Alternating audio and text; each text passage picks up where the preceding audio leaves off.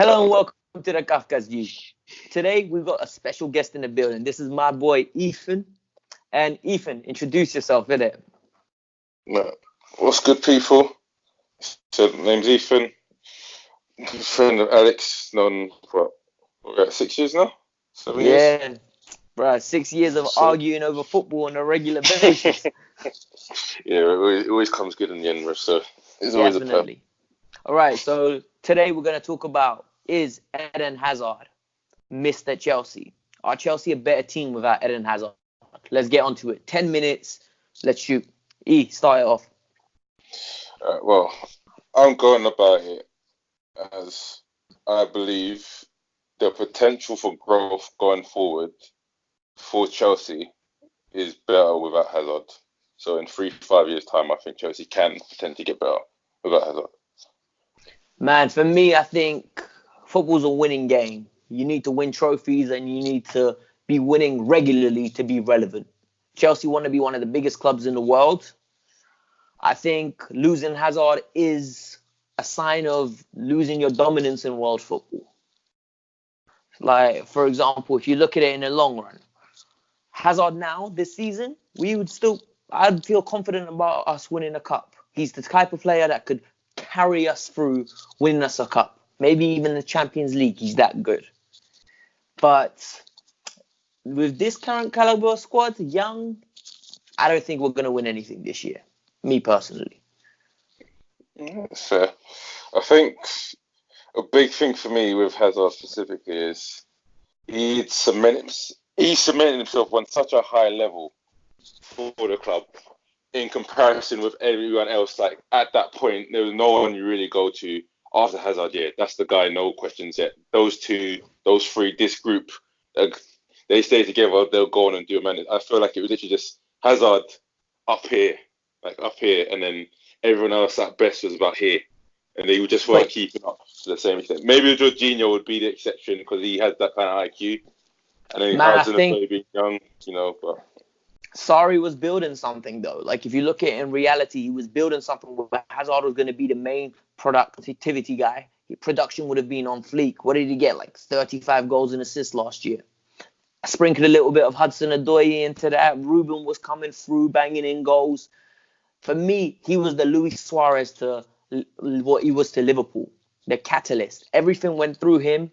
And when he played well, everyone played well. When the team played shit, he could carry you through it by himself. Like, how many times has he... Remember that Belgian game against Brazil? The man carried them through that game. Match winner.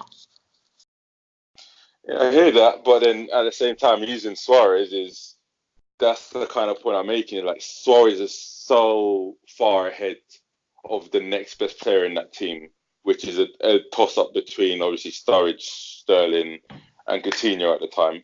Like, it was literally like, you'd say those lot were maybe pushing for class, where Suarez was like out and out world beater.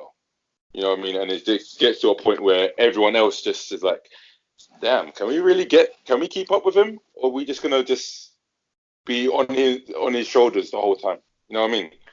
Yeah.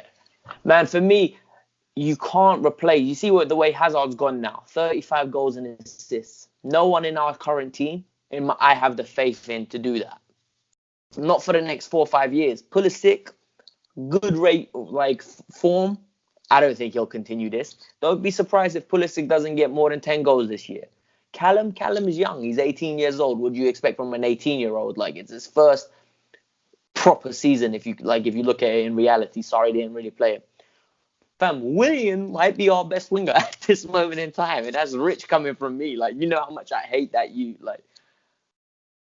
Well, to be fair, give credit. You've seen like this season specifically when he has stepped up a lot more than I think he's ever been since he's been at Chelsea. He's been levels. I think 15, 16 was the exception, and obviously that wasn't a great year. Fam, what exception? Don't get me started, bruv. What exception? This guy scored a couple free kicks. These lot are living off. He got 7 goals that year, and I'm still hearing about this 4 years later about his world-class season. I think that more to my point, because obviously I was like, before this season, I feel like it's really been a waste. And that's kind of my point. It was like, that was his best season. And it kind of told like where he was at. You know what I mean? So fair play to him for trying to resurrect it to some extent, I guess. That's how I So, want to put it. You know what I mean? one question I want to put to you is: do you think Tammy and Batshuayi would be getting as many goals if Eden was still in the team? Or do you think because Eden is gone, these lot are flourishing because of that? Because I'm hearing this, oh, we're a better collective. Like, the goals are coming as a spread out. Big man, Hazard is a provider. Like, Hazard is a provider.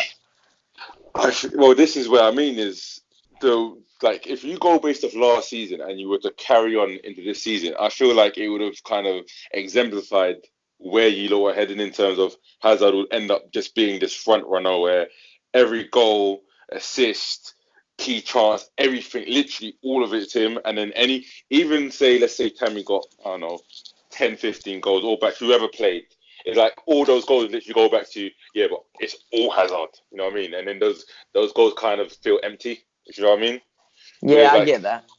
like Tammy, he's had a good start, you know what I mean? First true turnout in the Prem. I don't really count his Swansea time, you know what I mean? I don't think most people really should. Fam, yes, you should, bro. Man played enough games to make a statement, but he learned. I like the fact he developed. You know what I mean? It shows development. You credit it as a learning point, but I don't go as like if you go Tammy in the Prem, look back to Swansea because I think the whole club was in a state with Paul Clement obviously Yeah, had a that great you. start and then fell off. You know what I mean? It was going down a dark road, The so to world's speak. best number two, fam. The Like, world's best number some two. people are meant to be an assistant manager, mate, and I feel like he's kind of figuring that out too late. He needs to give Carlo a call real quick. Man, for me, like, sometimes when you deep it, like, people are like, oh, no, this Chelsea team is stronger without Eden. But can you imagine if Eden stayed? Like, that's all you need to think about. Because Eden stays, you've got your world-class player alongside Kante. That's your two world-class. And then you got the little bit of great players. In my opinion, Eden stays with title contenders this year. Like, that's how good Eden is. Because look at the way we're doing without Eden. Now, add Eden in Lampard's philosophy. You got a title contending side. That's our world-class player. That's the X factor. That's 10 extra points. I think one thing I do need to clear out. I say, do I think Chelsea are stronger right now without Eden? Definitely not. Like, in a literal sense, Eden Hazard is world class. That's why he went to Real Madrid the way he did. Like, he deserved that move. He is undebatably a world class player, pushing for top 5 player in the world. So you lot are a stronger like team, club, whatever you want to say, with him now. I'm going more so the point of then if you go from this season looking forward 3 years, is the state of the club in a better place? Is everyone like both singing off the same hymn sheet? I feel like as I stays, he keeps that doubt of mate. I think he'll probably be in a depressed state of thinking this Real Madrid move's never going to happen at this point, and that's those are the kind of dreams that I don't think he would have ever let go of. You know what I mean? It would have eaten him Bro, up. you know what? I like how you said that. It's like there was a long-term relationship where in my opinion, it got stale. Hazard had to leave because my man was flirting with the other thing all the time. Like, he was always seeing this other girl in his mind. He was like, she's the one for me, innit? I'll put it like this. Imagine, let's say, we'll use the same thing. Hazard in primary school saw this girl, and he's a kid, innit? He don't fully get it, but he looks at her and goes, "Something about you, you know, like you just stand out." But he's young. He's young, like, you know what? Like, I'm gonna do me. I'm gonna be at school. I'm gonna do what I'm doing. Then he goes secondary school, meets this other girl who actually moves to him, and he's like, "Right, confident. I like it." And he goes in like, "Yeah, oh, you know what? Yeah, let's do it. Look." And in 5 years of secondary school, you're like, "Yeah, but she's been great to me, man. Like, all love." But then this other girl pops up again, and he's like, "Wow, you're that one." And all those feelings come back. And it's like, "Oh shit." And then he's like, he has so much respect where he even goes to current. He's like, "I'll be honest with you. As much as I love you, she's right there, and I'll be lying to you if I weren't thinking about it. So I just want to put it out. It is what it is." And then, you know what I mean? You got to a respectable point where you split ways, you go the other one, and it's been a slow start, but there's still hope. You know what I mean? Fam, it's literally that. Like, I don't think you can hold it against Hazard. I think if you give me the option, do we keep Hazard? 100% let's keep Hazard. But for the long term, this might be the good way forward. Like, I'm just trying to be positive because I don't want to be negative at this moment in time. I get the perception in it. If you've seen the Kavkas, you know, fam, I get bare criticism for being negative when I'm realistic, in my opinion. But it's all for interpretation there. But nah. But on a level, let's change one more topic, innit? Let's just do one more topic. Yeah, Pulisic, go for it. Christian Pulisic, or Hudson Odoi. In 3 years' time, who's gonna be a better player? The ceiling is higher for Hudson, in my opinion, but I will personally stress: do not sleep on Pulisic. I'm not saying he's gonna be again. He's not gonna be this top 10. Oh, not he's not going to be. He's less likely to become this top 10 player in the world that becomes like his own mega superstar brand. You know I mean, he's a superstar brand, though. His biggest appeal is he represents a nation where very little do, like a very big powerhouse in the world in general, in USA. Yeah. I mean, you look at USA, they're a powerhouse economically, obviously a capitalist country. But then you look at football, which is the biggest sport in the world. I think we could both agree on. And then who are their outputs? You know what I mean? In that sense, right now, Pulisic is their only go-to on a global level. So he represents that way. But when you're talking purely football, there's stuff to be excited about with him. I feel there's still little things like I don't think he has that killer instinct yet. Like he's got a great touch, an incredible touch. Wavy touch. Yeah, no, against Palace, I didn't realize. Like that's where I realized. Yeah, Pulisic is if we're just talking ballers, you can ball out. You know what I mean? Bro, you know what it is with him as well, right? I got a lot of stick because of the way he started playing now. Mm-hmm. For me, Christian Pulisic started very tentative, very slow, I'm shook. Bro, these limelights are on me. And Stamford Bridge ain't even that big. You know, like, when you think about the top level of football, Chelsea's not really that. Like, we're one tier below the top level, in my opinion. Like, I think United, City. Like the kind of atmospheres and yeah, like, not even City, bro. What am I talking about? United, Real Madrid, Barcelona. Even I'd go as far as saying AC Milan, Inter Milan. Bro, those Florence teams are crazy. Like, you know the Italian one. They're big, historical clubs. But he's playing for us, and he's coming in, fam. You know you're playing. Relax and do your thing. He didn't do it at all. And it got to a point where it's annoying because he deserved to get dropped. Then I got called American bashing, which, no, I'm not. I've seen the comments. Fam, I'm a player. Listen, I tell you the truth, innit? And for me, I think he's going to get numbers, as in 7 to 8 goals a season. He's going to get assists here and there. But just because you put numbers don't mean your performances are fleeky. Like, yeah, I think it works this kind of a both-way point. It's the same with strikers nowadays, where it's like, I saw this come up on Sky Sports where they talk about, do you need a 20-goal a season striker in this current day and age? Nah. Not as much as you did 5-10 years ago, where you had between a partnership, you had like 50 goals. And you see what you just said there? Now, for me, it's within the front three, you need 50 goals. Exactly. It's the trio. Exactly. And then if you want to go one step further, then your midfield have to contribute with their 10 to 20. You know what I mean? If you want to go that step further. I even think it has got to the point now where you could have a front three that gets you 70 goals, as a collective, and you only need like 10 to 15 from your midfield. Because your midfield can become... You guys do it the best, bro. Just for everyone, I'm a Liverpool fan, by the way. But I think my boys are, you know what I mean, they showed that we can get to a point where those front three do so much that the others can worry about other priorities on the football field. For me, it's got to the point now where teams are actively... This is like... I was thinking about this today. They're actively looking for wavy fullbacks who can't defend but can attack better than... do you know what I mean? And a front three that's ballers. And then you go, let me have 3 workhorses in midfield. like 3 people that are going to run and do the dirty work, and we just won't lose the midfield battle, but get the ball forward quick. But yeah, and for me, what's your view on Hudson Odoi? He's been back. He's been since his injury. What you lot think? What are you thinking? Well, as I said, I'm going both of past experience with me personally. I was going through an Achilles injury twice in the same ankle. Obviously, a big example as well. Kevin Durant in the NBA, just obviously using another big star. And then who's it? Was it DeMarcus Cousins as well who had one? Fam, DeMarcus regularly does his Achilles, brother. You know what I mean? Regularly. And it's like, yeah, I'm keeping up on this stuff, and it's like, I'll use my experience personally. It's like, I don't feel the same about going on a football pitch. You know what I mean? Like, I haven't played 11 side in a year now. Yeah, it's those kind of things. Like, no matter what you do, it's there on your mind.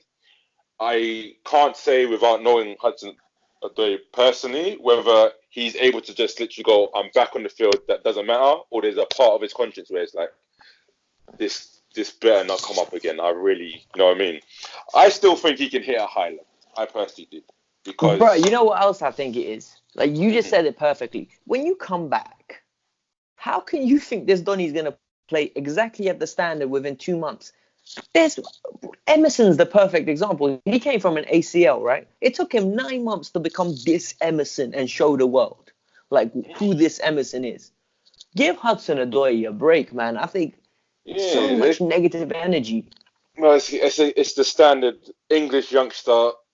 He shines when he comes through. He gets his England call up, naming lights. This happens. Everyone goes, okay, we got to take a break.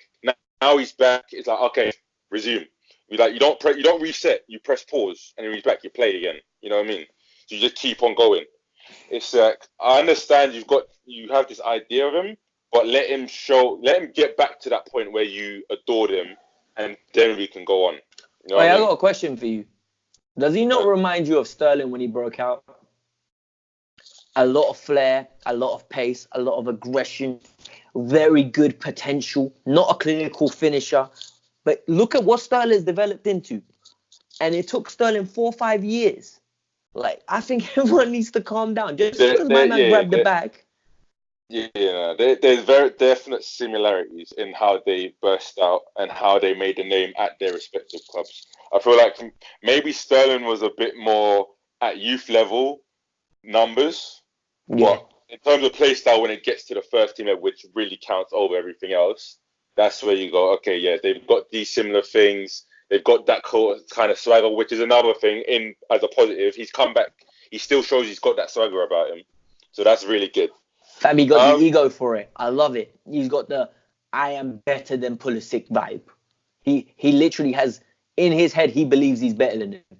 And I love that. Say, if whatever fuels you internally, sometimes you don't have to bring out. If you're someone who has to voice your stuff and say it, then just be careful how you do it. But if you can internalize your motivation, and that's his motivation, all for it. And it works. You know what I mean? That's the main thing. It's all love. It's not, you know what I mean? It's not a case he's going to Pulisic every day like, I'm better than you. And Pulisic You know what I mean? It's just, you know what I mean? It's just a case of, this is how I motivate myself. This is how I vocalize in my head. And then this is where I get to because of it. But yeah, at this moment in time, let's wrap this up. 2 quick questions and wrap this up. At this moment in time, who's a better player for you? Pulisic or Hudson Odoi? I'd say literally right now, I'd say Pulisic on the basis of, I know they're both young, but Pulisic has some very unique experiences that a lot of players don't get at a top level. And I will say, as things stand, Pulisic's touch, as I said, it was impeccable in that Crystal Palace game. So I don't know if maybe I was missing it, but I've seen glimpses of the touch and that was just like the best. So right now, Pulisic is the guy. Whether he can hold on to that for the future. That's the next question. In 5 years' time, who is going to be the better player in your opinion? Okay. Who I think will be quote unquote better. Yeah. I think Hudson will pip him, but I don't think the gap will be as big as people think it will get to. Because I think I'll use FIFA ratings, the best way I can do it. I think Joe can get to an 87, 88, and I think Pulisic will get to an 85, 86. Calm. By the way, did you see those pagans Real Madrid want Cho now? Well, who did they not want?